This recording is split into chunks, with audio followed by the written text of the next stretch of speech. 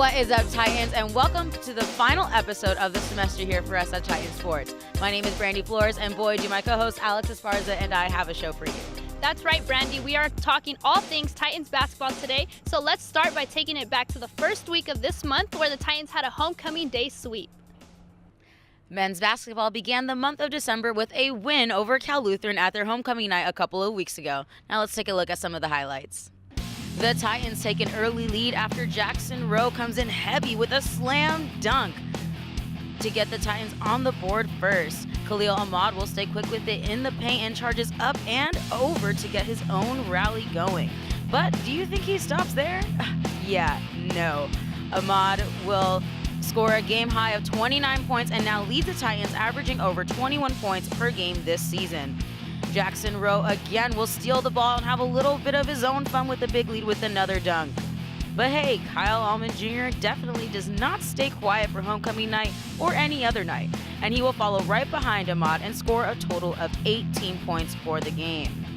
Junior guard Austin Awishika tallied a total of 11 points this game as well to help the Titans with a solid victory over Cal Lutheran, 99-60. It was a good win for the men, but it was the women's team that led off the doubleheader against CSU Bakersfield. Here are some of the highlights.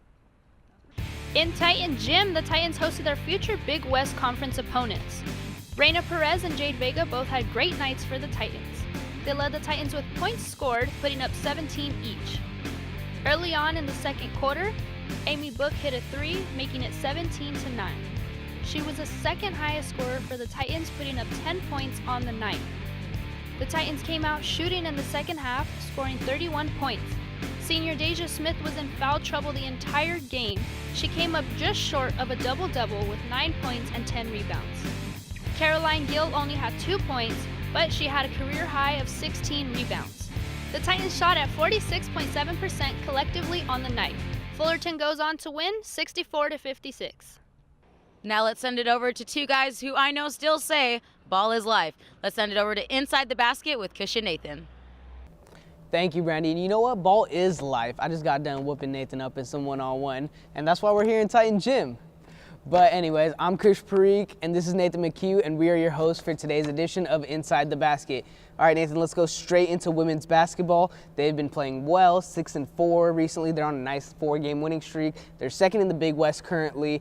You know, what have you seen them doing well so far in this nice little streak of theirs? Yeah, well, they got a high-powered offense. They're third in points per game in the Big West Conference. They're first in field goal percentage, third in three-point percentage, and they have 4 players averaging double-figure points in this early non-conference season. Yeah, I think one of those players are Amy Book. She's been playing well. She's a freshman from New Zealand, and she's provided a nice spark plug off the bench, scoring 12 points per game. She's actually leading the Big West in field goal percentage, and she's third in three-point percentage. So it's pretty impressive what this freshman can do. She has actually scored in double figures the last 7 of 9 games, which is impressive. What about Reina Perez and Jade Vega? What have you seen out of them? Well, with them, you have better ball movement as a team. They're passing up good shots for great shots, getting a lot of open threes. Reina's 8th in the Big West in points per game at 13.1. She leads the conference in assists per game at 6.4. Jade Vega almost 5 assists per game, so that's over 11 assists per game between the two players.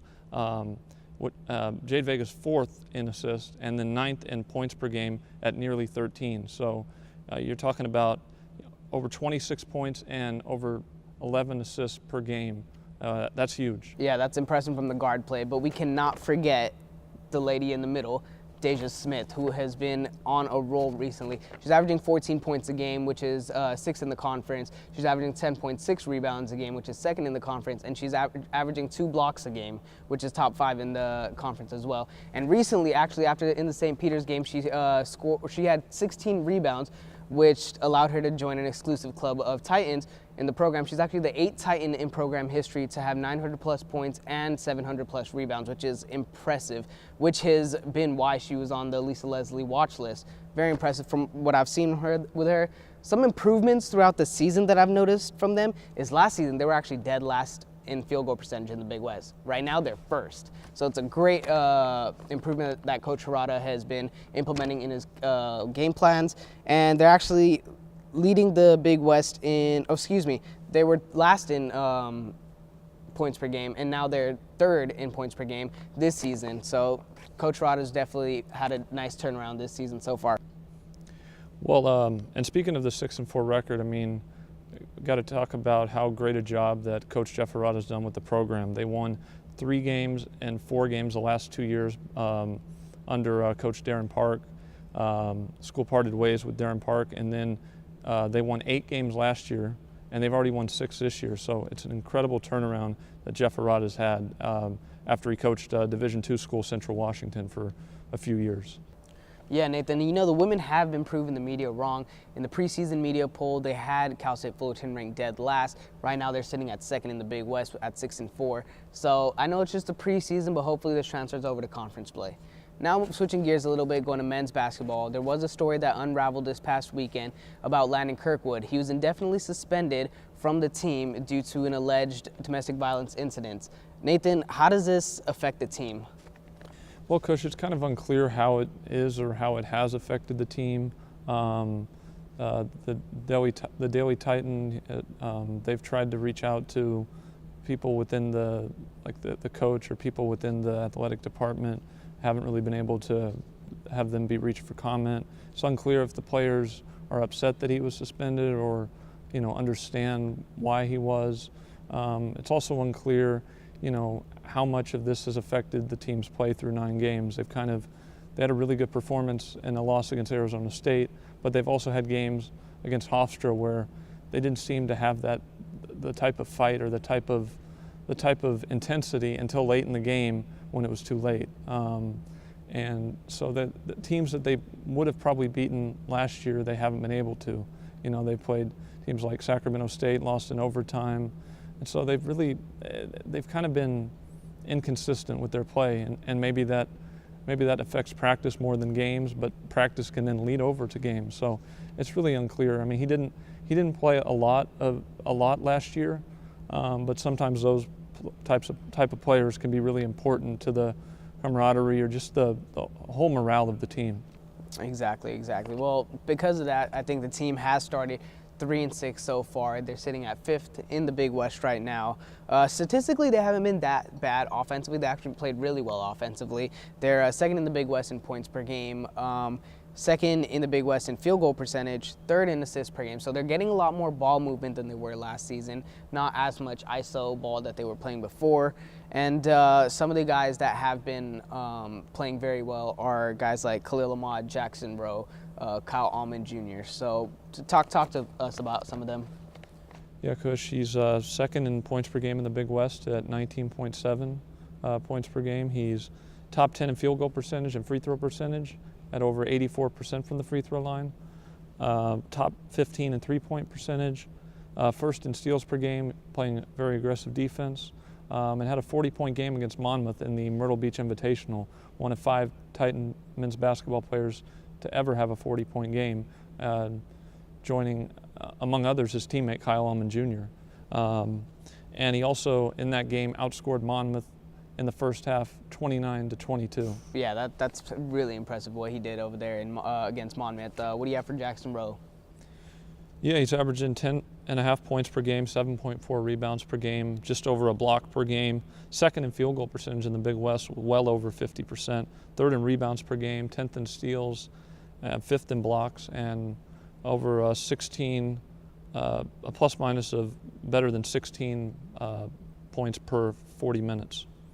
Yeah, Jackson Rowe, he has been impressive. What he's worked on this past offseason was his three-point shooting, and it's been very noticeable on the court. It's helped not only himself, but the team be making him another valuable weapon to use on the court. Now let's talk about Kyle Allman Jr. He's third in the Big West right now in points per game. He's been scoring in double figures 28 out of his last 29 games, which has helped him etch his name in the Titan history books. He is 12th all-time right now in total points. He recently just played against Hofstra University, where he did play against his former high school teammate, Justin Wright Foreman. And it was kind of cool watching the game, watching them go back and forth. Kyle actually scored 38 points, making 8 3-pointers, and Justin scored 37 points. So it was awesome watching them go back and forth. Another thing that Kyle Allman, he just was named to the Lou Henson watch list, which this award is given out to the top mid-major Division I college basketball player.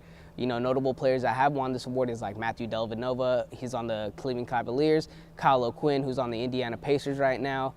He's one of 50 players to be named on this short list.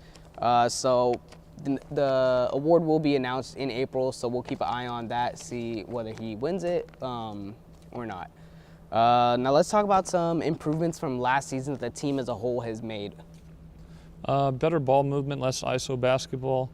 I'd say with the exception of the first game against Arizona State where they only had 7 assists as a team, and Austin Awishika had all 7, but they've had much better ball movement, as many as 27 assists in one of their games, in which every player that played for the Titans that game had at least 1 assist.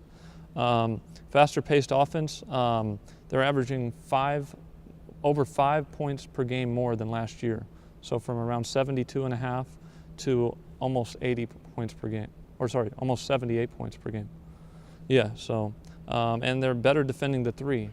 They almost gave up 35% from 3 for their opponents. It's now 27%. Wow, that's impressive. I think they're doing a great job closing out on shooters now.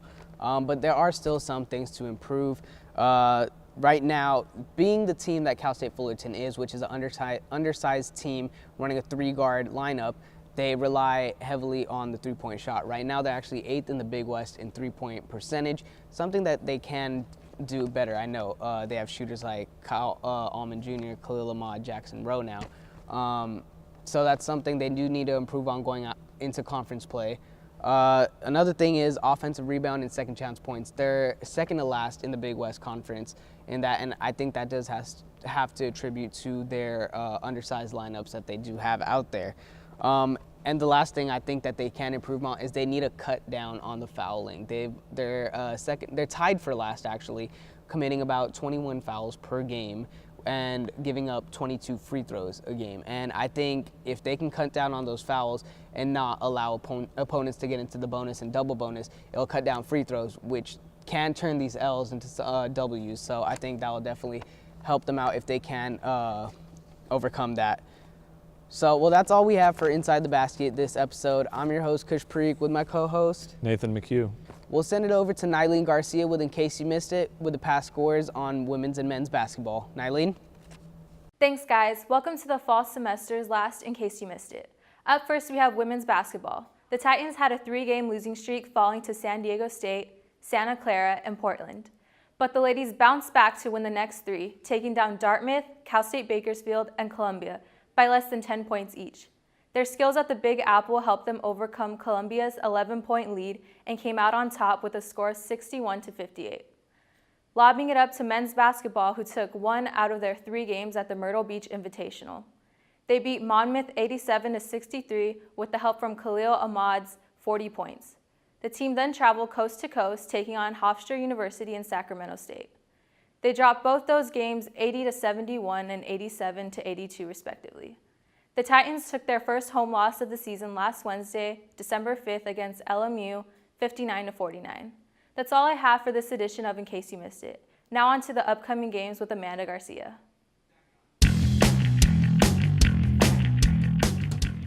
Thanks, Nyleen. Welcome to Titan Timeline, where we keep you updated on the upcoming schedule for all Titan athletics. After a week of traveling, the women's basketball team will have a 4-game homestand. They will play Antelope Valley, Pacific, and finish out 2018 against Utah Valley. They kick off 2019 with their conference opener at home against Hawaii. Men's basketball heads over to the Golden City to play San Francisco Dons. Then it's time to pull out the parkas because they are headed to Nebraska University. They hope to end the year on a good note by playing their last game of 2018 at Titan Gym against Portland. That's all I have for this Titan Timeline. Make sure you tune in next semester. Now back to the ladies outside Titan Gym. Thanks, Amanda, and it looks like that's all we have for you this week. No, this semester. Don't worry, Alex. We will be back, and we will be better. Now, don't forget to catch our past episode and game highlight packages on our Titan Sports YouTube channel. Be sure to like, comment, and subscribe. And you better be following us on Instagram, Twitter, at CSUF Titan Sports. Be sure to like us on Facebook and stay connected with us. On behalf of Titan Sports, my name is Brandy Flores. And I'm Alex Esparza. Remember to keep those tests up, Titans. And we will see you next semester. Good luck on finals, everyone.